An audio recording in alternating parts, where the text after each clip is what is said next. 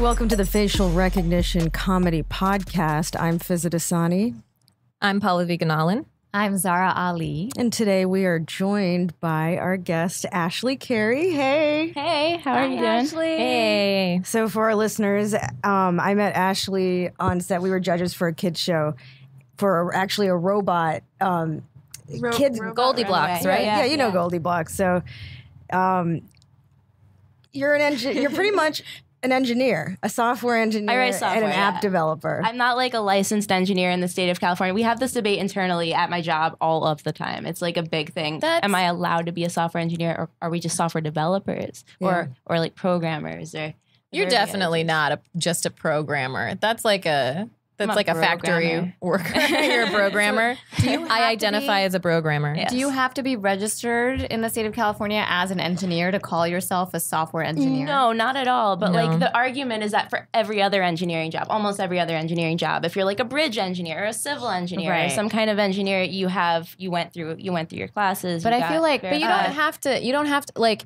I think software engineering is a completely different animal, because like even with like mechanical engineering and all the other engineering, you can take the professional engineering exam. Right. But I think that just because it's more like software engineering is more accessible, like you don't have to have a degree in it to be good at it. That's right. That doesn't mean that you're not a software engineer, like the practice that you're doing every day. That's true. I think to me, engineering is building things, right? Yeah. And we are constantly reminded to reuse code where we can, because it like saves time, it's quick, it's efficient. Like if it already works in one place, see if it will work in this other place. And in that way, that's anti-engineering in my head, because it's like I'm not devising a new way to build a bridge. I'm like, remember that bridge? Go pick it up and bring it over here. But it's not reinventing the wheel, right? Yeah. Like you're not. It's just applying solutions in the real world. I agree. I mean, you're leveraging what's already there, right? That's how any scientific inquiry or engineering inquiry works, right? But do you credit those people when you're like reusing something that someone else worked on or whatever? Are those folks credited that? I think I look at it's called looking at the git blame. Like when you use version control and you're writing code with other programmers. Version control is when you're trying to make sure that the code that you're working on and the code that somebody else is working on doesn't change simultaneously, so that it's like the same version. Yeah. So like when I'm working on my team and I'm like, who wrote this line of code, exactly this line? Because we're all writing code in the same classes all the time. I open git blame, I think, more than anybody else that I know, because I'm like, oh, this is some Brian code. Okay, Brian. Okay. I see what you're doing here. Everybody's got their signature style. Yeah, that's how I feel about it. And I'm not doing it to be judgmental and be like, that idiot. I'm just like, okay, interesting. I'm starting to pick up on like the way he likes to do things. Ashley, I feel like technically illiterate. What do you mean? I'm trying to translate here. I can translate. I'm good at this too. So I work in tech. I've been in technology consulting for like, I don't want to say how long, because then everybody's going to know how old I am, but it's been Zara's 14 years old. It's been a long time. So I get it. I understand version control. We actually use that across all of corporate America. It's not even just in technology anymore. You use it in case you screw up and you need to go back in time. Yeah. It's really like before version control, people, I hear this is like, I'm newer to this field, but I hear that people just used to go on Dropbox and save their files with like -1 -final -1 -final really -1 -final really. That's what I do for my lab. I know how to save files. She does. I can name files. Command S, Control S, depends. We're all very versed in Google Drive, because that's how facial recognition operates. Awesome. We use Google Drive too, frequently. If it's not on Google Drive, it didn't happen. Yeah. Basically. Wait, so you're at Walt Disney right now? Yeah. That's such a dream. That's amazing. And they put you through app school or developer school or engineering. I'm allowed to talk about it now. It was like a big secret apparently for 2 years, and now it's trademarked, so we can talk about it. But I don't know why they took so long. But I think they wanted to see if we screwed up. But I think it was 3 years ago. I was working for Maker Studios, a YouTube company that got purchased by Disney, and I was just like an IT help desk person, because before that I built computers, and I was like, I don't know, it's not my passion, but it's something I'm good at and it pays the bills, so I'll do it.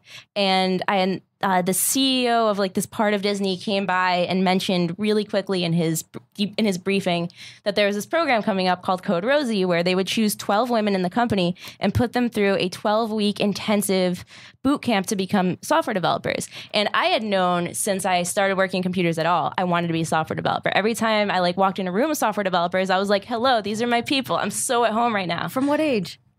From like oh my God, when I was like 16 and 17, a couple of my male friends were becoming software developers. And I was just like, I had that insecurity, that imposter syndrome. I was like, I know I'm good at learning other languages, but I don't think I could do computer languages because math is hard. And I just like made every excuse in the world to not go for it because I was nervous. But then when I was older, I actually was for one semester a computer science major only because I wanted to take this one Unix class. And I took it, and all of the dudes in the class just like didn't talk to me. They pretended I wasn't there. It was the weirdest thing. Dudes suck in science and engineering and in general. They just don't know they suck though. They have no idea that what they're doing is heinous. They're like, are you sure? I feel like what's your problem? Do you think it was they just didn't know how to respond to? I talk to a lot of them now because I work with a lot of them now, and I think the idea is, what's wrong? You're a pretty girl. You got it going on. You don't need me to give you attention. I'm just going to screw it up. If I talk to you, I'm just going to not talk to you. And I'm like, great. Well, that's horrific. You don't do that to other human beings. You just don't. There's no excuse. I was working, I was a biomedical engineer during my master's, but I was working in a mechanical engineering group. So there were even fewer women in that department. And literally one time I was just like joking around with my friends, and somebody heard me laugh and ran into our lab and was like, there's a girl here. Oh my God. And then just stared at like a grown ass man. Yeah, just stared. We were in our 20s. And then he was like, and I was like, yeah, keep it moving. What was your plan with Have this you never outburst? seen, were you going to whip your dick out? Like, I don't understand what you were going to do. So you were selected for the Rosie program. Yeah. So That's awesome. I was so happy. I like hid in the server room to get the phone call, and I came out and I told my then boss, and he was like, huh. And I was like, oh, okay, all right. No, you're not my support team. That's okay. I'm leaving. And he said something like, I have to share this. I sound so salty right now, and I'm sorry. But, Do all it. this stuff hit me all at once when I became an engineer. Drop that salt. He goes, I don't know. When I worked at Microsoft, we had programs like this, but they were mostly reserved for people who were like good at their jobs, promising careers. Wow. And I was like, okay, I don't know. I got in, so they must think I'm okay. I'm gonna go now.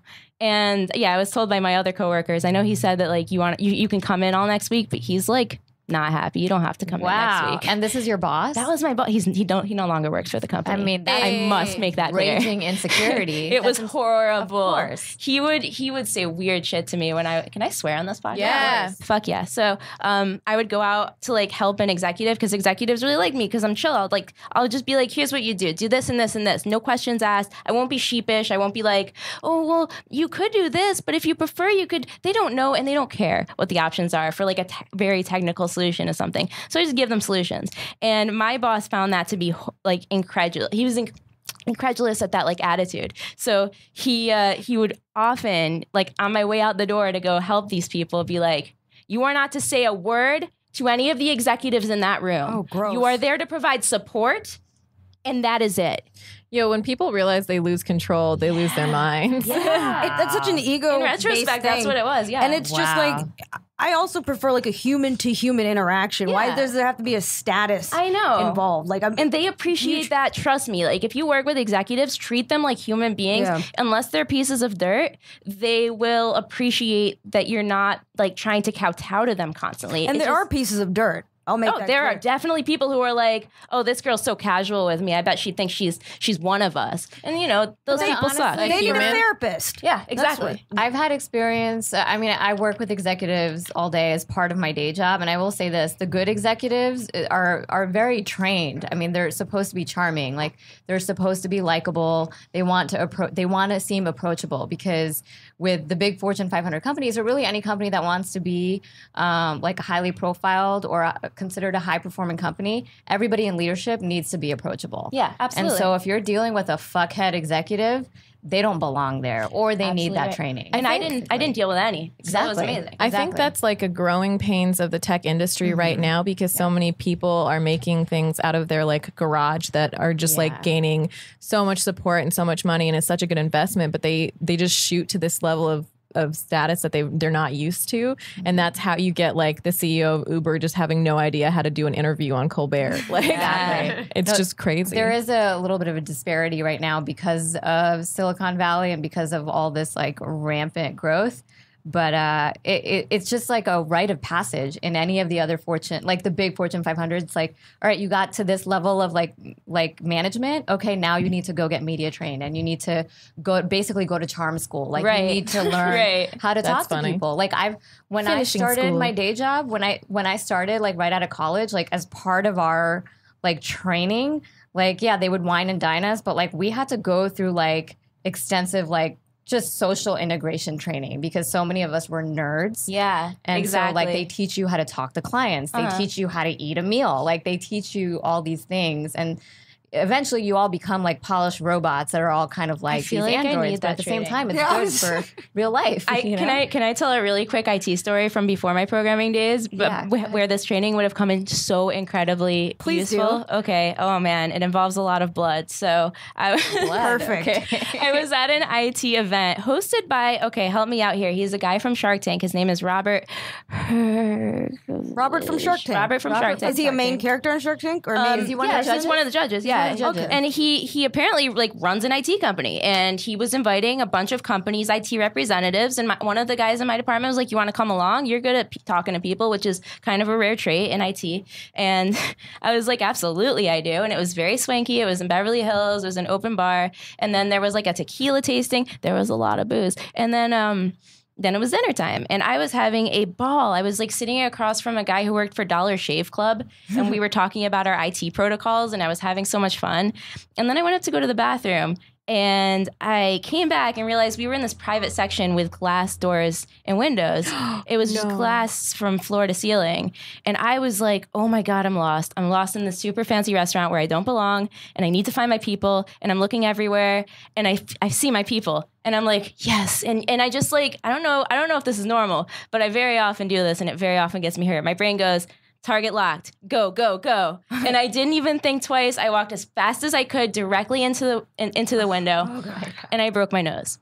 Oh my goodness. No. And I didn't know I broke my nose because I didn't know what breaking your nose felt like. And just for future reference, if anyone's curious, it's when the bone at the bottom part of your nose, it comes up and it cuts the top bridge of your nose. So you get this actual horizontal cut. It's like an inch wide. And that is a sign of a broken nose. I found out. I did not know that though. I was like, oh, I must have just scratched the top of my nose. Thank God it's not that bad. So I went and sat down.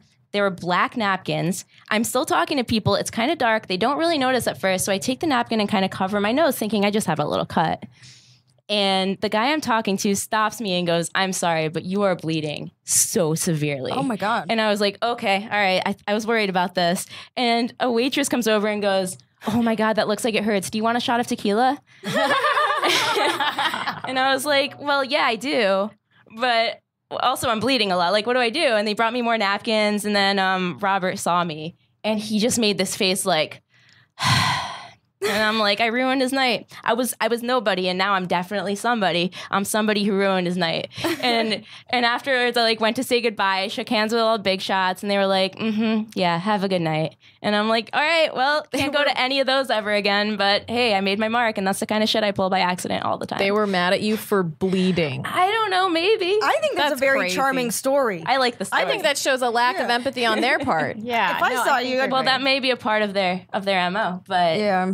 But you will be in that room again. Yeah. And now you know to like look out for glass doors and glass walls. It's just like bombing. They're not going to remember the bombs. Exactly. They're going to remember the killer set. Oh, how do people get glass that clean? I know it was the cleanest glass I've ever seen. This Like is straight out of a Windex commercial. it was ridiculous. I only see this in commercials. Yeah, it was, and I can't. Yeah, Use it really a paper happened. towel, and then the paper towels all over the glass. I expect streaks. I expect some To kind be of fair, residue. I've also walked into glass walls. So I feel like I don't have to. worry. You're fine. This happens You're in good to company. all of us. I am. Nobody follows it, but I own the Twitter handle Ashley's Injuries. I'm pretty sure there's like 11 people that follow it, and They're going to follow it now. All of our followers. Go follow Ashley's it's Injuries. gross. If you don't like gore, just don't go there because I post photos. Our klutzy person is Fizza. She's the one always getting injured. Yeah, I've broken so many toes and parts of my feet. I'm still recovering from a broken toe right now. I fell. I had an accident where I lost my balance and I fell on some sharp shit and it literally went up my vag. Oh my God. Yeah, I get like shudders every What time. did you, wait, what, can you share what you fell on? Well, I'm not exactly sure because I was in a studio, so it could have been like the bottom of a tripod. Oh, It just happened so quickly and was so painful. I jumped off of it Oh my God. and laid on a beanbag. And I thought I could shake it off, but I had to go to get it looked She at. had to go to other auditions while her vag was. Oh yeah, I went to an audition Before you right got to after. go check it out. I was coaching for something, and then I went straight to an audition, and I was still bleeding. I had to get a pad. And Wow, that's horrific. I didn't even go to the doctor for like a couple days. She was. You were healing from that for like months, right? I think it was a full month, maybe Yeah. a month and a That half. must have been so inconvenient, like every time you had to like sit down or like, you know, wear tight pants. I didn't want to wear tight pants, but Yeah. I don't like wearing tight pants anyway unless I have to. But None of my pants fit anymore, so. yeah, it would have been like a massive like piece of meat. Like I would have had major camel toe if I was. That's rough, man. It's But healed, it's though. fine now. It's Her fine vag now. is fine, boys. It's fully Sorry, guys. functional. It's fine. She's recovered. For anyone Yeah. better who's than ever interested. before.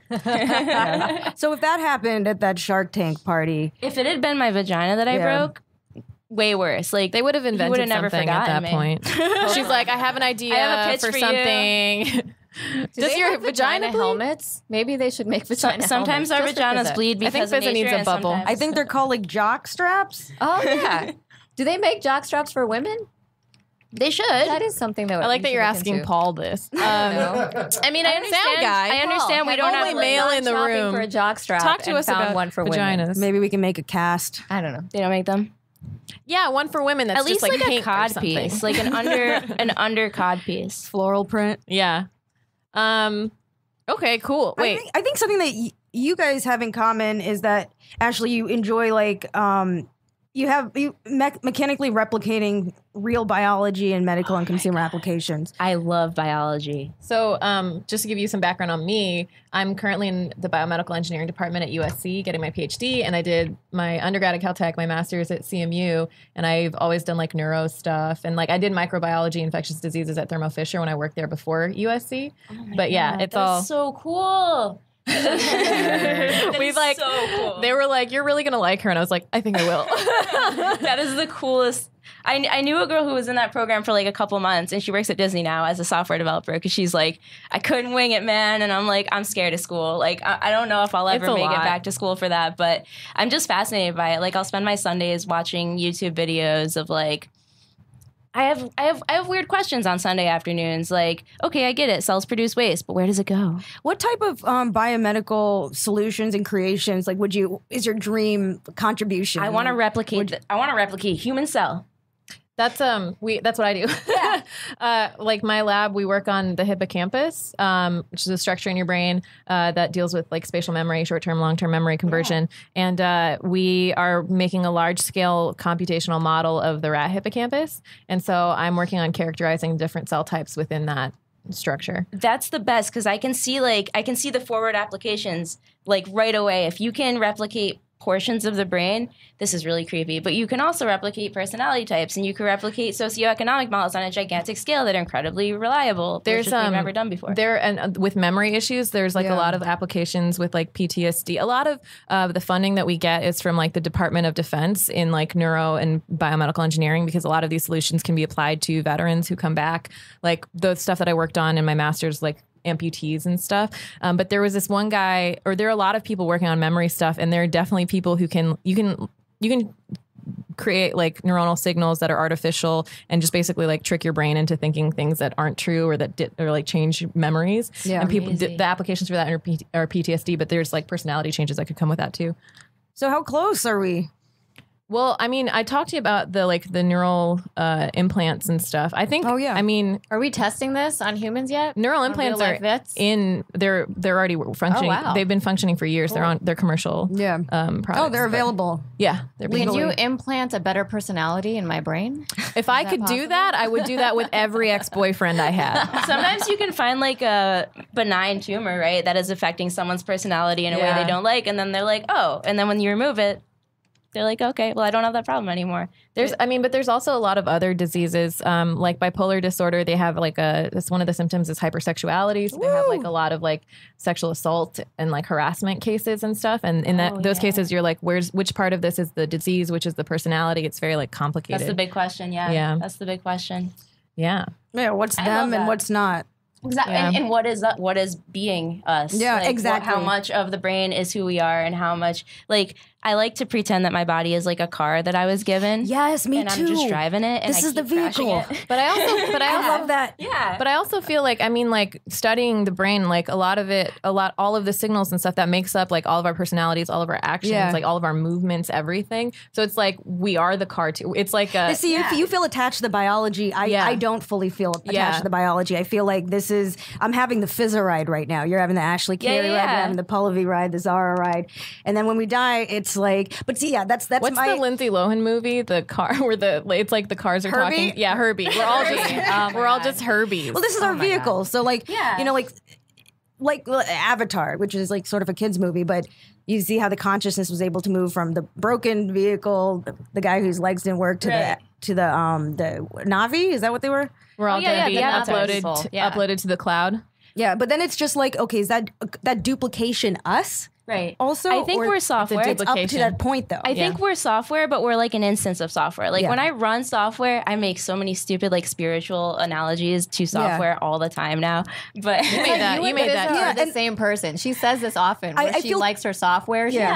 She just wants to like, you know. This is the computer that my software is running on, and there's a hard drive up here. But like, there's firmware that's not really that negotiable yet, and maybe we can mess with our own firmware. So as technically illiterate as I am, I do love computer metaphors for for our listeners who may not be as tech savvy, can we describe the difference between software, hardware, and firmware? Firmware is not always hardware. Firmware is a weird one. So hardware is like, let's pretend that you're building a computer, those tower computers that we all used to have. That's the easiest way to put it, I think. The hardware is the stuff that you physically put inside of it. You put in a hard drive, and that is what records all your data and saves and writes to your data. And it's what you need to start up an operating system like Windows or Mac OS or whatever. The software. That's all software. So the hardware is the physical hard drive, the RAM, which is the memory, and you know, the case, that's hardware too. Your monitor, your mouse, your keyboard, that's hardware. And for the sake of the analogy, our hardware is the body. Right, exactly. Our physical body is the hardware. But the hardware holds the software. Right. Correct? And so the software runs on the hard drive, but it also needs to use like a series of microchips in order to do its processing functions. Like it needs to hit up the CPU, it needs to hit up the GPU if you're like watching a YouTube video sometimes. And different processing units. Yeah. So your software calls on the hardware constantly, but firmware is the weird one where like it's outside of the operating system. And it's like on an Apple computer, for example, if you try to put on an operating system that Apple doesn't want you to have on there, which it is totally allowed to do, then it will give you a big no sign when you try and start the computer. And that's not your operating system. You're not even in an operating system yet.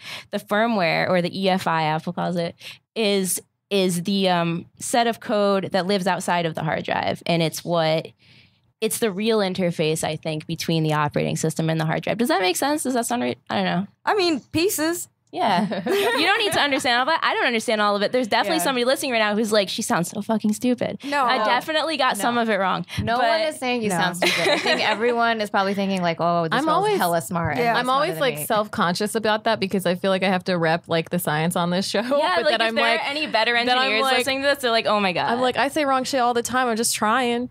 Yeah, at least I'm trying. In the engineering world, we're lay people, so you can say whatever you want. We should just lie to them. Just come up with random shit. I used to sell computers, and my favorite part was explaining it. I know enough to realize when I'm being lied to, so like I'll just ask like probing dumb questions until the person gets frustrated, and I'm like, okay, I need to talk to someone else right now. Right. I had a friend who was super smart, and he's a biologist, and he would just make stuff up about the body all the time and just lie to me about it. And he would never tell he was like a psychopath. He would never tell anyone. He would just keep it for himself and like laugh about it. And then I finally caught on to like one of his lies, and then I realized like the whole thing unraveled. And I was like, you lied about this and this other thing? You're going to like Hopkins for medical school. What are you talking? You can't just lie to people.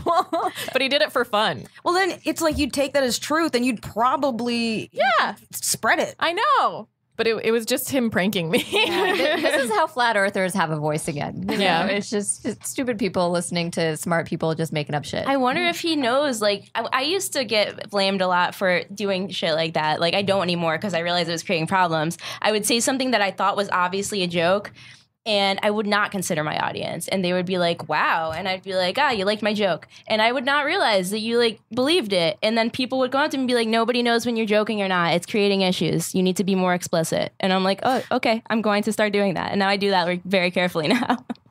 Yeah. Because it could cause issues if somebody goes and tells somebody else that Those it's true. communication problems. So speaking of like the charm school and these communication issues, you do have aspirations to be in Congress. Yes, that's the big one. What? Why? Yeah. Ever since I was Please explain. Okay, yes. We need I know, competent, kind people. I know the Pallavi side that we need people and we need competent people, and I'm on that side. But just to play like the contrarian right now, it is so fucked up. Yeah. And so bureaucratic. I love fucked up. And so old school. Yeah. Like, why does that seem appealing to you? So I am a fixer. I was born a fixer. I want to fix shit. And we have no excuses to not be fixing shit. So when I was like this bitch. Yeah. I knew you would. When I was 15 and my parents let me have cable in my room, which was humongous, I started watching The Daily Show, and I noticed he was playing clips from like C-SPAN, and I'm like, I always wondered what C-SPAN was. I had no clue, and because like school wasn't doing a very good job, and and I was like, where does he get this hilarious shit? Like, this is some of the funniest shit I've ever seen adult people do and say, and so I'm flipping through channels one day on my parents' TV, and I'm like, oh my God, it's on all of the time. This channel is on all the time. So I'm going to hang out and watch it. And it turned out that long form public affairs programming was my jam. And not only that, but like no one in the history of the world has ever said that sentence. Everyone Can just we save that drink as it a sound in. Is that the title? That's the yeah, we're going to save that. Long form, what? long form public affairs programming. It's my jam. It's my jam. It is, yeah. And not only that, but every time I saw somebody come up to the podium and speak, I was like, give me your fucking job. I can do better than that. I can do so much better. You realize than you're that. That's the what stand-ups do. anti-millennial. You're the anti, like you How is have that? because like long form public. Whatever, Oh yeah, I mean, because like it's ironic. I have my attention ADHD and I have span a is, really like, hard 30 time. seconds. Yeah. How were you able to watch that for so So long? I actually have ADHD. I have like it used to be moderate to severe, but I think I've got my shit together enough now where like it's not super severe. It doesn't impact my life as often as anymore, but it did like cause me to fail out of a million schools in a row. So. And this was around that time. So it was like, it was keeping my attention too. Mostly because I kept seeing myself in it. Like, I just kept seeing myself standing behind the podium and giving a great debate. And instead of like, the thing that everything pisses me off about watching Congress, but that's why I love it. And one of the main things that pissed me off that I couldn't wait to get in there and fix, and I still can't wait, is, let's say it's time to debate a bill, right? Somebody wrote a bill, you all pretended to read it, and you go up and talk about its finer points and its issues. And each person has already written a list of talking points. Yeah. And no matter what the other person says, they're going to read the list of talking points. They're not responding to you directly. Yeah. There's no chance they're going to respond to you directly off the cuff. They have a career to watch out for. They want to be reelected. They don't want to say anything stupid. They don't trust themselves. And so they get up there, and even if a person disproves every one of their talking points, it goes back to them, and they continue reading from the same talking points. It's and you're like, what the fuck are we doing? And have you noticed? Stupid because you're not really like it's just a scripted thing. Yeah, it's like why'd you come to work today? What are you going to do here? Have you noticed that the more Ashley's talked, the larger her glasses have gotten? Have you noticed that? Wow, that's crazy. I don't even think you were wearing glasses when we started. Yeah, they're natural. They're a keratin thing. They grow. She also knows magic. That's awesome that it inspires you, because I do think that for a lot of us, we get like overwhelmed and exhausted by it, and we don't know like what solution there is for it. But I do think that one of the things that has galvanized a lot of like scientists and technical people has been this last administration. And I do think that science and tech in general has a branding issue, because we'll describe things as a theory because we want to be very accurate with how we define things. We want to make sure that we're speaking the truth and that it's not like overstepping our bounds. But and the because public of that, doesn't know what theory means. They think that it means you just had an idea. They don't understand that that gravity is a theory and that all of these things have a bunch of evidence behind behind it. But I do think that it's really important to have these people. It's even more important than the science itself, because if we do it, but we can't apply it to help people, then like, what's the point? Yeah, you know? Absolutely. So I do think that having educated people who know what they're talking about and are passionate in Congress is like really important moving forward. It's going to be hard as hell to actually get elected, and I know that. Like, it's going to take me a million years, and I'm going to run as the software developer. You never know. Well, here's the other part I haven't told you yet of my life goal. This is crazy, and my fiance is a political strategist, and he thinks I'm crazy. It's going to be a $0 campaign. I will accept donations in kind. Like, if you happen to run a sign company and you would like to print some lawn signs, you can do that, and I'll report it to the Federal Elections Commission, because I have to. But I don't want a goddamn dollar. I don't want you to give me any money. I will not touch it. So how do you expect to get the word out? Because that's Grassroots. The internet. No, that's Viral. I mean, I don't know. When I first saw like my first viral, like when I first saw a viral video that got like 6 million views, which was a big deal back then. Now it's like 6 billion. Is a big deal. But when YouTube was new, I was on YouTube ever since I was 16. And when I first saw a video go viral, I was like, okay, if your thing is good enough, if your kittens are cute enough, if you're like, I don't know. If you can inspire people enough to mobilize that. Yeah. What Drake song are you going to dance to? Yeah, that's a really good question. I've been thinking about that for years, since he was on Degrassi. All right, we'll figure it out. Jimmy from Degrassi. I miss those days too. I do actually dance a lot on Twitch. I play Just Dance on Twitch a lot. That's how I work out. Because if people aren't watching me, I will stop early. Dude, you're a big gamer also. Oh yeah. How many hours a day? Well, lately I can't. Well, okay, so this is the depressing news, but I swear to God, I'm like so not depressed by it. In fact, it's like pretty invigorating to me right now. I get like a second chance at everything. In the middle of June, 3 days after my birthday, my apartment burned down completely, like everything. Where? What? In Echo Park. It was hot, and there was like an electrical thing. I was at work, and we came back, and everything was gone. And, you know, it was devastating for a couple days till I remembered, like, all my favorite people still exist. All my favorite songs still exist. The internet still exists. I lost some shit that was mine, but stuff that matters still exists. Yeah. So I lost my computer, my consoles. I lost my Nintendo Switch.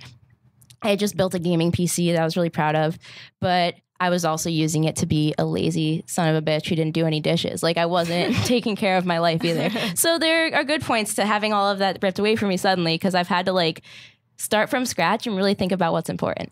And so now we own one console, and it, of course, because right away we had to get something. And it is a used Wii Mini, which is like the laughing stock of the video game community, because it is the most disabled version of any Nintendo console they've ever released. They purposely like sabotage it so it can't ever get on the internet so they could sell it for cheaper. Ooh. And I got it used, so even cheaper. But I kind of have to see the light in that too, because even though I can't go online and like compare my Just Dance scores to other people, which was the big thing I loved about Just Dance, I can invite people over and we can actually play Wii Golf in person. And that's like sort of a bygone era of gaming, right? Who comes over to play video games anymore? Remember Duck Hunt? Yeah, I have 2 new versions of Duck Hunt on my Wii now. Can I tell you, when I was a kid, I'm a vegetarian. I've been a vegetarian since I was 8. When I was a kid, I wouldn't shoot the ducks. I'd only shoot the plates. Oh. Because I felt so bad. Yeah. My boyfriend's vegetarian, and he tries to shoot the ducks, but he's not very good. But only because they're digital. Maybe it's but I totally feel you on that. Throwing him off. I do miss those days though, when people would come over, where kids in the neighborhood would come over and play video games. Like, I was the first one on my block to get Sega Genesis. Hey. And it was that was the last time I was ever popular. Like, I really miss those days. Yo, I always felt weird because like it was always with my cousins or with like a lot of dudes, and they would never let me play as much as I wanted. So then I couldn't get as good as they were. And then like it was just a cycle, and I was like, ugh, like if only I had time. And you never convinced your parents to get you your own? I mean, like we had a couple at home, and I would play with my brother a little bit. But whenever it was like a whole gang of kids, it was just always the dudes taking over. Mine always belonged to my brother. So like if I got to play, same. It was like that. Like the parents were like, "Oh, I have a son, therefore video games." Oh, I want to talk about. Yeah, you brought that up. I think it's the thing about how you give toys to different toys to. So I want to talk about that because I think that there is this. So we were talking about how there's no like real difference in intelligence or in like brain development between races, between men and women. At times, though, people have thought that object perception, like spatial objects and the ability to like pick them up in your mind and turn them around, women couldn't do that as well as men, but that seems to be trained out. So that could be blamed on the toys we were given as children, which is why it's great that there are a lot of people who make things like Goldilocks now, because a lot of it is how things are marketed. Like Ada Lovelace was like one of the first computer programmer. Women sent men to the moon. Like they were the programmers first. In the 80s, there was like a whole marketing overturn. Despite the toys they were given. Yeah. And they marketed computers to boys. And that's literally because we've been manipulated by the system. That's the only reason that there are more male programmers than women, because it used to be more women. And then with that marketing campaign, they changed what Hidden it. Figures was about, right? Yeah, all that the movie was mathematicians that were doing, Yeah. all the mathematicians that were doing the calculations was a room full of women. Yeah. So it's like eventually took credit for. It's just this. It was seen as an unglamorous job, and then as soon as it became a potentially glamorous job, which is when computers shrunk, computers became smaller, and people had them in their homes, and that's when they were like, we need to sell these to parents. They have games in them, so we'll sell them to little boys. And maybe it was because like they're bang bang shoot shoot games. I don't know, or maybe I have no idea why it suddenly went from that, other than it became a more glamorous direction. It became a more glamorous path for someone's life. Before that, women were called, their job title was computer. It was the room of computers, and it was women. And they like sat there and did math on paper. And so like, is this why all the robots are sexy? Like Siri's very sexy. Women are computers. Well, no, actually, a lot of the voices for the robots and for like the GPS apps and stuff are women, because males are responsible for most violent crimes, so a lot of people are afraid of male voices intuitively. Oh well, but I think you have the option to change it to. You have the option to change it, but the default is women. I always thought it was because like men like growing up, I noticed like my friends would show me like my male friends would show me female pop singers when we became like teenagers, and I'm like, you are attracted to their voice, I think, in a sexual way, and I'm not. So like where it stops being like a preference of talent or style, I'm like, I think you think she sounds hot, because sometimes I listen to a dude sing and I'm like, he sounds hot. So I think sometimes when it's a guy choosing, he's like, make it sound like a hot chick. That's a good idea. I had a friend who worked for a phone sex line, and she wasn't a traditionally beautiful woman, but she sounded traditionally beautiful. Yeah. Like whatever that means, you know. Yeah. Traditionally beautiful. I don't know. So how to do it's that interesting, like to be attracted to a voice and sort of project a fantasy to what's attached to that voice. Oh, totally. Do you think we should change our voices for the podcast? Yeah. Please subscribe. Is this sexy? I don't know what sexy is. Deeper, higher. Deeper, breathy. Jessica Simpson. I don't know. I think Sound a a little regular bit voice rough. is sexy enough. I don't feel like doing that. Like a voice that's propelled by constant thought. Yeah. Thank you. But I hate when people say that. You mean THOT? When someone tells me like, oh, look sexier, or do this or do that, like I need to do the opposite. Yeah, I rebel. me too. I'm like, fuck Me you. too. Whatever I am is perfect. Go away. Do you ever do like live streams for things? Because like when I'm on Twitch, very often, like I did Just Dance 2 days ago, and which means now I can't like stream properly. So I set up a mirror behind my couch so you can maybe see the TV a little bit. And then I held my Wiimote and I danced. And at the very end of my stream, I had all these new viewers, and I was like, okay, guys, because I am a human and I have limitations, I can't breathe and I might die, I have to go now. And and then 3 dudes pop out of the woodwork, and they're like, you should do like sexy ASMR videos. Jesus. And I'm like, no. And they're like, well, then you're fucking stupid, because you would get so many views. And I'm like, that's not what I'm here to do, though. That's like not what I'm here to do. And the fact that you thought that's what I was here to do, like, come on. And they're like, but those shorts. And I'm like, they're the only shorts I own. I had a fire. Come on, man. Like, I don't have any clothes anymore. I had this tweet that was like, leave a chink in your armor and a dude will stick his dick in it. Because I really believe that they'll find any excuse to sexualize or demean people. And then they think you're stupid for not capitalizing on your sexual potential. But then if you do, you're like horrific and they hate you. Yeah. So yeah, like you can't win. And people who hate women just hate women. But I feel like maybe you should teach a masterclass on twitching and on Twitch or whatever. Twitching. That's a dance style. That's a dance style. Yeah, because like it is. Twitch has like his. Okay. I'm a little bit on like the elder millennial side, so like a lot of this stuff and like streaming and like being in front of the camera all the time. You and me, sister. I know. Like I'm the oldest Twitch streamer I know, but I also relate to little kids. I just taught them some Instagram filters. I can't get comfortable with it. It's just so hard to like share so much of my life and my face. I just zone out. I think it's also naturally hard for us too because we were taught to like repress a lot of that. Yeah. And that the appearance that we put forward is so disconnected from like who we are at home. And so I think we are like trying to train ourselves. Well, out even of that. within the context of our family, like our parents, I'm just now starting to try to piece by piece reveal who I am to them because there was so much pushback. In Indian families, they don't want to let go. They want to control their kids. This is a gross generalization, but it I comes do want from to somewhere.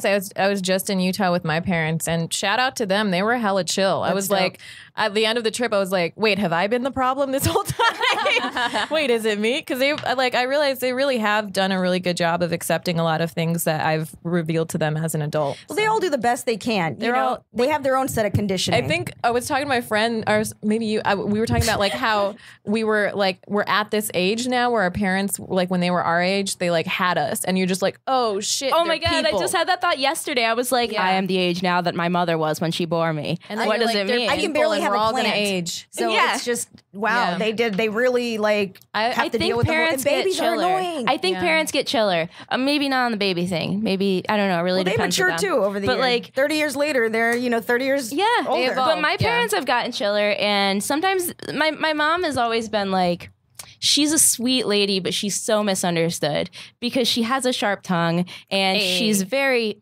Christian and proud of it, and if you and it's just like all she wants to do is spread that joy. But she was also the kind of like mom who would bring in Jesus Loves You pencils on Christmas, and they were like, excuse me, public school, do you know what that means? And she's like, I don't understand what happened, what went wrong here, like what he does love you. And I'm like, okay, all right, well, and so like all my life I've had to like ask my mom to reel that stuff in a little bit, and it felt kind of wrong because like I want her to be able to be herself, and sometimes she goes through low self-esteem bouts, but as we've gotten older, she used to send me emails when I moved to LA like, I know that you are learning how to be an adult, but I pray for you every day and every night because you are living in sin. And I heard a televangelist talk about a woman who was in a warehouse just like where you live with musicians, and she had a drug overdose. And I'm like, I just smoke pot, Mom. Like I can't overdose on that. I'm gonna be okay. I like at the beginning of doing comedy, I would get these long emails from my parents telling me that I was like throwing away my life and my career and stuff. And then this weekend, I was telling my parents. Like I was like, oh, I'm getting this much money for this show, and my mom was like, they should pay you more. Like that's progress. That's great. Progress. I was like, you need to be my manager. That's advocating for you, and that's amazing. And then recently, like after the fire, I will say I got deeply spiritual about it. I just got spiritual about life. I'm like, I'm not fighting this anymore. Like I hate religion. I was raised under like a very, very strict set of rules that I disdain and will disdain for the rest of my life. Relate a lot to that. Me unnecessarily, but I believe there's a higher power because ever since I started meditating to get my bugs fixed in my code, and it worked, I'm like, what up to the Most High? So, my mom sent me an email after the fire that said, it was mostly positive, and then it said, your father and I are praying that you surrender fully to God. And I was like, I'm not going to be mad at you right now. I'm just going to say this. And I said, I surrendered everything I own with a happy heart, and we're doing really well, me and God. Yeah. So I'd like you to please go a little slower next time you form your sentence when you talk about my relationship with my Creator.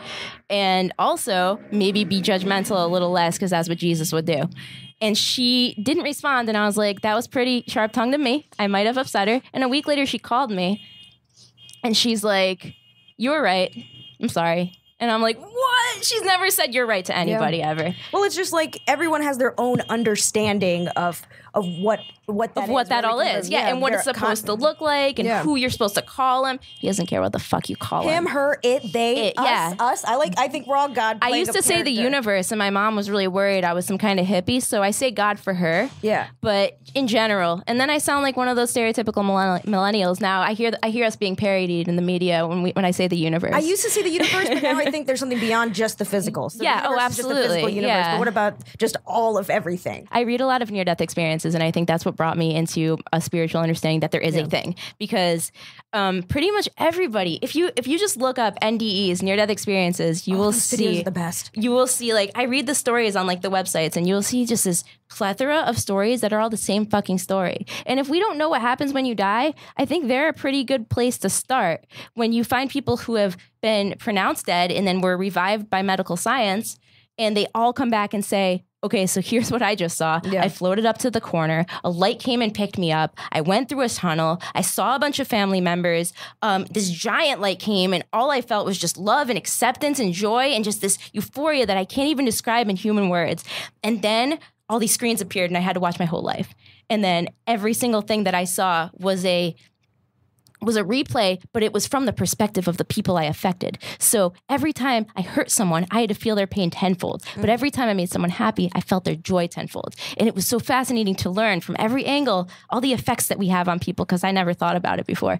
And then, of course, by the end of it, the big light's like, but you can't stay. It's not time. So you have to go back. Yeah. So I think death's going to be dope. Yeah, I think so too. I think it's going to be like, for me, that version in my head is like your memories and your neurotransmitters. Yeah, it's just DMT. Like, yeah, so it's just, I think it's going to be fire. So what I want to do. But I'm not like stoked enough to do it early. I never want to do heroin while I have a life to live, but I do want to do heroin and then come down from it and then die. Yeah. Because then I'll experience heroin and it won't be a risk, and then I'll be at normal, and then I'll die, and then that'll be all my natural high. Because heroin gives you that feeling. Like, I've never done it, but I have friends who have become like severely addicted to it. I've lost friends from it, and when I talk to them about it, they're like, I swear to you, dude, it feels as good as death. Like the kind of euphoria you get after you leave your body, and you're like, oh, I'm alive for the first time. I thought I was dead, but this is actually like, I feel more awake right now. I want to do a ton of really risky behavior before I die. Tell your family to just have some heroin and some other crazy drugs. Thank you. Oh my God, thank you. For sure. I'll put it all together. Where do you think they keep it in Utah? In my will. Oh, Utah has a huge meth addiction problem and depression problem. Everybody's on Prozac, and there are all these meth houses that are exploding. Do you think that's because of like serotonin issues from the meth? I don't know. I feel like they might be separate issues. Okay. I'm not sure if the Prozac is like like all the Mormon housewives and stuff. Oh, and what did it used to be in the like 60s? Housewives took something way more vile. They used to give housewives LSD. Valium. Oh, they also like gave a bunch of housewives LSD. Why has no one ever given me LSD? Well, like you'd have to get my permission. You could literally walk outside. I can't find it. I was actually gonna like bring that up. Like those near-death experiences, I feel like you can sort of shed a more specific perspective, experience a broader experience or broader perspective on something like LSD, even mushrooms. The first psychedelic I tried was salvia, which is horrible. I would never recommend it to anyone. Way too intense. But I did have that experience of, well, I felt, first of all, my consciousness right now is not in a place where I can experience this level of reality. Right. So it was fucking terrifying. Right. I thought I was peeing myself the entire time, literally. But every moment in it that I've experienced was like a frame. Okay, I can see that. And I don't, that. Yeah. I've done a number. I'm gonna run for Congress someday. Yeah. If I were to have done drugs, then in those cases, I probably would realize that what we're experiencing is not all of what we can experience. Yeah, that's pretty much if I were to have done drugs, which we would never do. I mean, I'm not afraid to talk about it because, like, pretty much our last three presidents have admitted to, having. Yeah. And you can't get arrested for saying I did drugs 3 years ago. You can't. Yeah.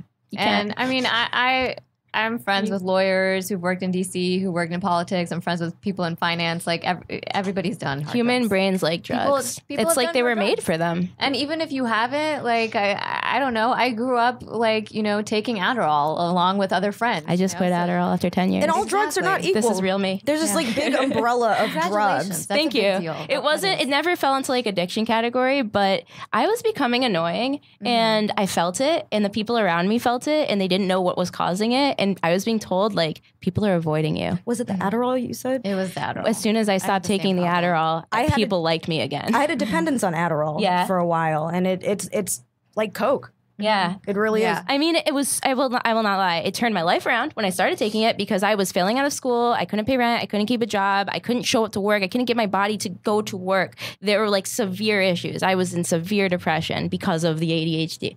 And then I finally said, okay, fine, I'll try Adderall. I know it's like the hard one, the heavy one, but nothing else worked. And so sure, I started going to class. I started learning more things, doing more things. My YouTube channel blew up because I was like working super hard on all my videos and putting so much effort into them. But I was also doing shit like going to my political science 101 class and I asked the stupidest question. Like I had read some meme and I misremembered it and I went very proudly, this is Adderall. This is what Adderall does. I went, isn't it true that Abraham Lincoln had slaves? And my teacher was like, oh my God, where did you hear that? No, that's not, like some founding fathers did, but Abraham Lincoln was like, no, bad question. And I'm like, and I would just say shit like that. Like I wouldn't think it through and it would come out of my mouth. And if I had thought it through, it would have made sense that didn't make sense. But I wasn't thinking shit through. But it was also like you asked probing questions like that to like start a dialogue or... Well, I was trying to be like... For attention? Or... I was trying to start a dialogue. Yeah. I was trying to start like a deep, long dialogue. And it was kind of like the kid who's like, weren't we supposed to have homework today? There were a lot of kids like that in my classes. I have people like that in my meetings at work, and I'm like, no. It takes every part of me just to not burst. I'm sure that was me at work. I was like the overdo it. Like, guys, we're just sleeping on this, and we need to be doing this. And like, when you're the only person in the room on Adderall, they notice. But if the whole room's on Adderall, you're gonna get a lot of shit done. Have fun, you can't annoy each other because you're all on the same level. Yeah. But if you're the only one on it, you're the only one on speed in the room where everybody else is just like coffee max. Yeah. Then you're the one who like suddenly has this drive to get way more shit done than most people have any interest in doing in a day. And it's obvious. I feel like that's sober sometimes because like I'll be in this mode like, and you get like this too, like where we'll both be like, I got to do all these things on this list. I got to check all this stuff off. And other people are just living around you. And you're like, I don't have time for this. I got to do my shit. Yeah. But it's like, I'm not on anything. I'm just, that's my personality. I have a coworker who I tell him reminds me of me on Adderall. And I have bouts of mania. So that sort of can be. It's kind of like that. But I understand, like I like working at night. Like you. Same. I like working through the night. I don't know. There's something about it being quiet and no one's there to bother me. Yeah. That I really appreciate. But yeah, we'll just sort of get into this focus mode. It's almost like I'm using the work to self-medicate in a way. It's so stimulating. To keep working. That's not how I'm using it. What? I'm totally fine thinking about the parts of my life I'm unhappy with. That's probably what I do with video games, which is way less useful. But you also think like video games, like they have a potential to enrich our lives. Like in what ways? Oh my God, yes. Oh yes. Okay, so I think first of all that the biggest proprietors of video games should be old people because their bodies don't work as well anymore. They're in pain all the time. Wouldn't you want to be the motherfucker from Assassin's Creed jumping from roof to roof and trying to save the Republic? That's fun. If they can just get past the learning curve of like the controller, and as we work to make video games more accessible and make their interfaces more accessible, this is becoming a reality. I love watching YouTube videos where old ladies try iPads or video games for the first time. There's an old lady who plays Skyrim on YouTube, and she's the best at it. But that's also really good for like cognition, for dementia and for like other memory issues and stuff to like prevent that from progressing. Yeah, and I just think the video games are for everybody, and you don't have to like them. I have a cousin in New York, and I talk to her on the phone sometimes, and I asked her what her favorite video game was because that's like one of my favorite questions to ask somebody. Because even if you don't play a ton of video games, you probably have a favorite, right? At least that you've played sometime in the past. She does not. And I'm like, what? I can't fathom this. She's 13. I'm like, okay, but like your friends play games. Don't you ever want to play games with them? She's like, no interest at all.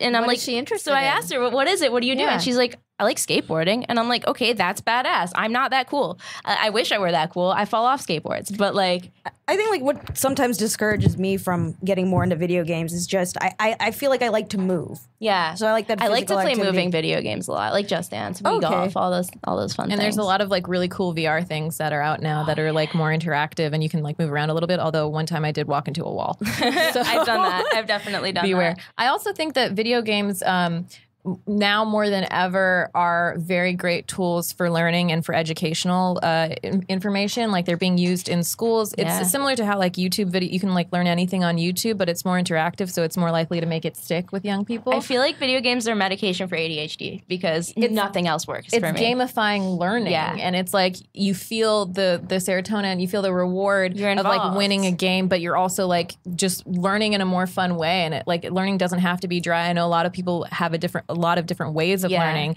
and if you like use video games to do it, why not? I think it's a genius way to do it.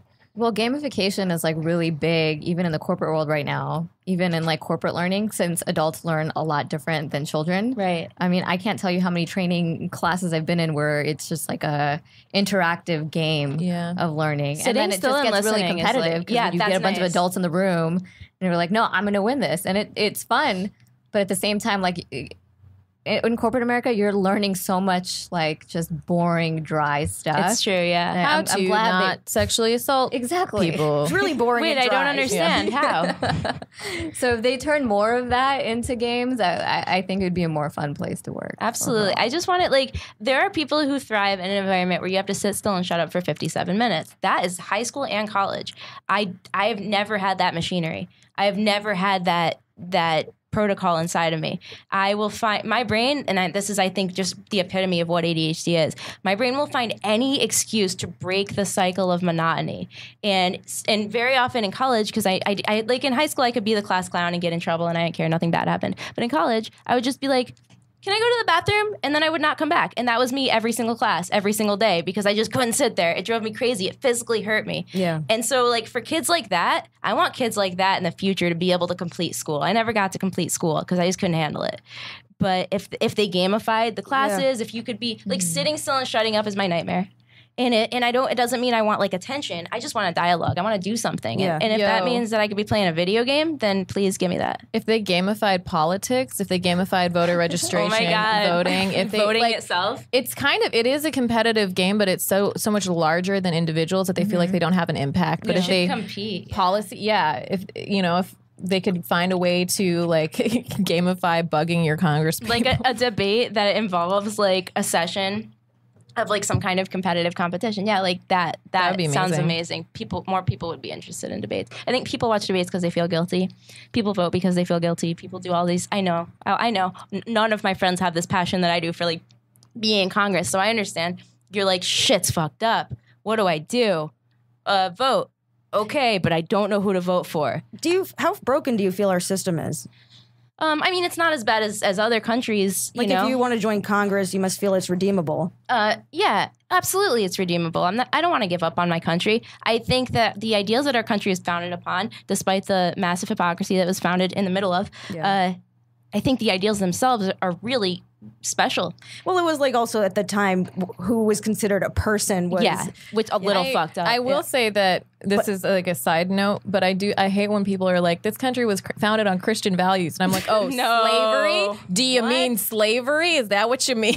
Well, separation of church and state is also a big foundation It's of on the country, so- Constitution. Unitarianism is what our founding father. They were Unitarians. They didn't like I was raised in the evangelical community, which will be like Christianity, Western American Christianity. That's the way to get to heaven. The other people, they're nice, but they're misguided. I have a serious issue with dogma. Yeah. Oh my God. I hate exclusionism. I hate exclusionary religion. And so like that's what I talk to my parents about mostly when we Skype. Having said that, I was pressured into going to Mecca tomorrow. Actually, I fly out. Whoa. Yeah. Whoa. I know we're bringing this up at the end, but like, my parents are Muslim and they want to make a sort of family trip out of this, and I guess save our soul. The pilgrimage. Also. Yeah. So I'm anxious. I don't know fully what to expect. I don't have my abaya or burqa or whatever yet. You have to get one, right? Oh yeah. And it's going to be hot as hell. I think it's 100 degrees. Oh. I think it's going to be cleansing. Tell your mom to bring an extra one. We've been through this. So you need an abaya. Tell your mom. You need a fanny pack. I told her to bring a camel pack. Camel pack. That's a good idea. I sent her all this stuff about REI and Burning Man and Coachella just because it's similar. It's pretty similar. Can we pick one up on the way? Yeah. Okay. We can. I love camelbacks. I was talking to my dad about Hinduism. My family, a lot of us are atheists, but we like learning about Hinduism. Just say your joke. No, I don't. I'm not. No, I'm not going to say it. No, say it. You got to say it. I heard it. I heard it on the other podcast. Hindu by culture, but atheist by intelligence. Yeah. But, okay. That writing though. That writing though. Yeah. But okay. So I was talking to my dad about it, and his view of Hinduism and growing up in it, because he also went to a lot of like Christian masses and stuff in India at Christian schools and with Christian people around him. So he's like put in his time into other religions. He was like, I've noticed things. But he was saying that like with Hinduism, like you can be a Hindu and also be other things. Like you can be a part of the Hindu religion as a Jew or as a Muslim or as a whatever. Right. Like it's very like universal. Obviously, there are people in Hinduism that take it very seriously. They still participated in the violence during partition. Like it's still a thing. It's dogma, but like the core of it, he as an atheist, he was very appreciative of. So I thought that was kind of like a cool. I love that. Like I feel that like Buddhism is kind of that way too. Which came out of Hinduism. Exactly. Yeah. Somebody at Maker Studios, when I was leaving to go to Kodorosi, got me a book called Buddhism for Dummies, and he was like, "Just so you know, I think you're a Buddhist." And I was like, "Oh, you're not the first person to tell me that." Well, there's philosophies in there that I really identify with. But there's like sort of that nugget of truth in a lot of these spiritual beliefs that later were, changed into religions for the sake of... They came from the same weird experiences, and then people took them and ruined them. Well, they basically turned a religion and a belief system into a government. Yes, exactly. It's governed like a government. Like Profiting you can't do this, off of you can't do this, you can't do this. It's mostly can'ts. Control. And this is a life of cans. So I'm not going to live my life in a system of cans. I love that. Can't do it. I'm writing that down. Okay. Many good sound bites on this one. I know. Should we do our Indian stuff? I think we should do our Desi stuff. Sure. Sorry. No. Well, you guys, your country, your home country is part of our home country. Yeah, we're all one at one. Only because of colonialism, though, because we really are a billion separate. I thought about that today. The United States is like a... It's okay. Did I talk about like what my roommate said about how colonialism sprouted from Europe? So I'm gonna get this wrong, but my roommate's really smart. So, but he was telling me about how I think the Black Plague and like these diseases hit Asia before it hit Europe, and so it didn't affect Europe as heavily as it did Asia. Yeah. So there was a lag, and during that time, Europeans were able to go over into Asia and like conquer shit and like take over shit. So it's literally like colonialism, colorism, all of this like violence committed on these other like ethnicities and stuff is because of just a random happenstance of where the disease hit first. So it just made them more vulnerable. It made them their rulers more vulnerable and their governments more vulnerable to it. They just didn't have the manpower to fight back. Right, exactly. So it's literally just because disease hit Asia before it hit Europe. But here, we brought smallpox blankets to help clear the land by killing people, and was that on purpose? I don't think so. I think that was a happy accident. That's a big question because, like, I think some of it was on purpose. I want to be like Christopher Columbus raped a lot of people. Like he would do it. He wouldn't put it past that guy. Some of it was smart natural enough to know what was going on. Yeah, how do you know what? I mean, I don't think he was smart enough to know that he's bringing like a boat full of diseases. Oh no, I think that they didn't know that they were bringing a boat full of diseases. They didn't even know where they were going. But there was like a lot of perpetual like violence and trying to conquer shit. So I think it was a combination. Yeah, so even if they didn't know about the diseases, maybe they would have. Even if they did, or like I don't know, they're just like coughing in their inherently, food, inherently harmful.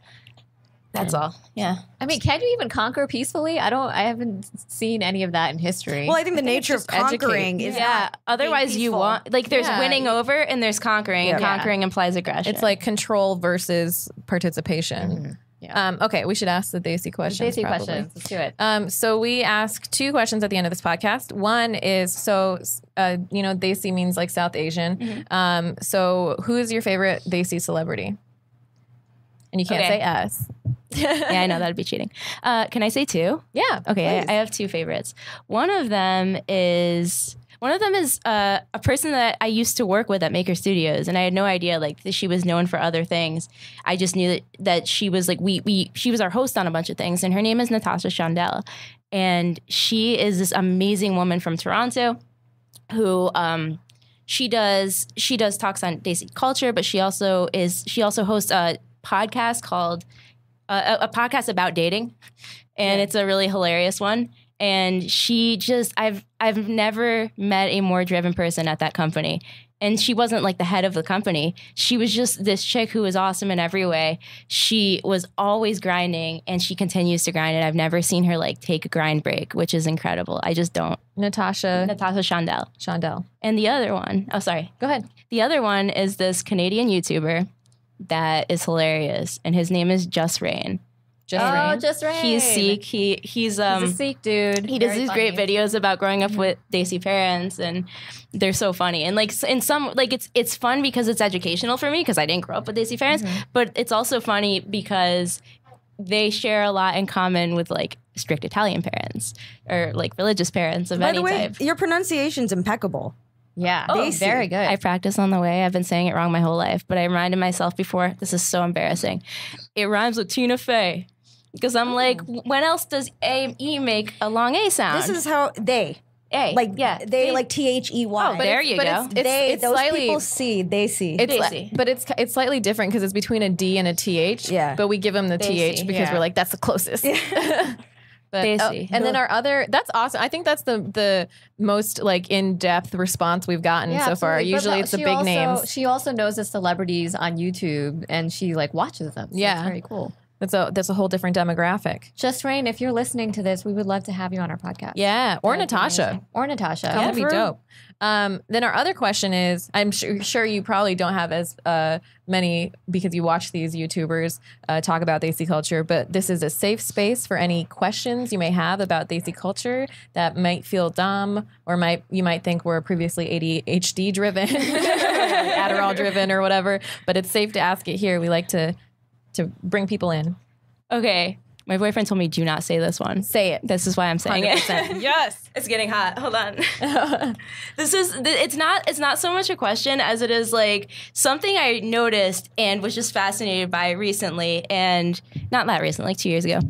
I happened across a video of people who live in India, and they all have albinism. And they just look like blonde white people. And I was like, I've seen albinism in like lots of different people of different colors, but I was just like so incredibly like, oh my God, like we like to think that like races are just like inherently genetically different, like head shapes are different, face shapes are different, nose shapes are different, but we're actually just really biased with colors. Because when I saw that, I was like, oh my God, like every one of those person just looks like every one of those people just looks like a blonde person from anywhere. And I don't know, that shocked me for a second. And then I was just like, okay, I don't know. That's not a question. I don't know why I brought it up. I mean, race is not scientifically defined because it can't be. Like, because there aren't that many differences. Like the things you check off on boxes here for like, for government forms or whatever versus in the UK are different because race it's not defined. It's just like what we think are different things. And there's been so much migration throughout history and so much fucking. Shout out to everyone who's fucked. That like there's no real thing as race. There's just like a spectrum of different, colors. It's a social of people. construct for identifying. Right, well, at this point, it's a way to enslave people. Honestly, and like what else are we using it for? Yeah. Exactly. It's a way to tribalism to separate. But in India, there's so many different ethnicities, and it is very tribalistic. And like a lot of the North Indians were like fucked by Russian people and like Aryans and stuff, and like the South Indians are like a different ethnicity. My Tamil people are Dravidian, which are like the people from there. I've read about the Dravidians. Super cool. Yeah, so it's just like a mix of people. So it makes sense that like I have cousins that look French. They have like light eyes and black hair and white skin. I have a cousin who looks white. I have some cousins who are Indian. I'm going to see them after this. I just Googled image albinos of India. Yeah, and you're absolutely right. Thank you. I felt so stupid saying this. No, I agree with you. Totally. And they were living in a home, and they were like, "Here's what it's like being albino in India." And I was like, "Okay, show me." Speaking of colorism, I mean, I feel like white skin has been worshipped throughout, cultures everywhere. Like, how are albinos treated in India? I think in a lot of places, albinos are like, any person who's born in a body that's hard to understand. Yeah. there faces some type of like unfair persecution. And I think the reason that they all live in a home together is probably because there is some base level persecution culturally in the society, but like that seems to happen everywhere. I think in India it's really weird. I don't know if this is true of other cultures, but I know that for like intersex people in India and for other people that don't fit into these like traditional boxes, it's both like a strange like worship thing while simultaneously like mistreating or discriminating or making them feel othered. So there were intersex people and like people who would come, my mom was telling me, to the houses when there was like a wedding or a birth, and they would say they would use the fear and the misunderstanding that people had against them to their advantage. And they would say, well, we're going to curse you if you don't give us money because we know this celebration is happening. Yeah, you kind of have to get their blessing. Yeah, and so you have to get their blessings and like you have to pay them. And so from that, because of how the society was set up and how they were viewed, they, in order to like get food, to get money, they would use that to their advantage because they had to. They weren't being hired. Right. So it's like they're attributed these like higher powers in India at least, but simultaneously being pushed away. Yeah, just being categorized as an other and being completely unallowed to live a normal life. Yeah. Whatever that means. Anyway, so that's our podcast. I'm really happy to end there. That was a weird one. I'm so sorry. No, I don't know. But where can people find you? And don't find me. Amazing. Where are we going to watch you dance? Okay. In whatever clothes you feel like dancing in. Tell us Thank about your you. Twitch. And My Twitch is Broke the Interweb, and my YouTube is Broke the Interweb. And my YouTube has politics and stuff on it, and my Twitch has video games. Actually, they both have video games lately. But yeah, cool. And will you let us know when you start your campaign? Yeah, of course. That'd be awesome. I will be running in upstate New York, though. I have to go represent my people. Do you have other socials? Do you do the Insta or the Snap? Instagram and Twitter are both Ashley Carey. ASHLEYCAREY. Cool. Awesome. My stuff is all Paula Viganalin, PALLAVIGUNALAN. That's my website, my Instagram, my Twitter, and my Facebook. And I'm Fizza Dasani. You can find me on Instagram and Twitter at Fizza Dasani, FIZAADOSANI, FizzaDasani.com, and on Facebook it's at the Fizza, 1Z2As. And all my socials are really Zara. Zara is spelled ZAHRA. Thanks. And our facial recognition comedy socials are exactly that on Instagram and Facebook, and it's Facial Rec Comedy on Twitter. We have a Patreon, you guys. You can find the videos to these podcasts on there if you subscribe to our Patreon, which is patreon.com/facial recognition comedy. Also, if you guys rate and review this podcast on iTunes, you'll be entered into a raffle to win a prize. And there'll be cool, fun, like merch and sneak peeks and stuff that you'll get from that. So please do that. And thank you so much for coming, Ashley. Thank you so much for having me and putting up with my ignorance. I feel like when you're back for another episode, I learned so much. If only everyone could have your brand of ignorant. You know? We'd be doing all right. That's okay. Thank you.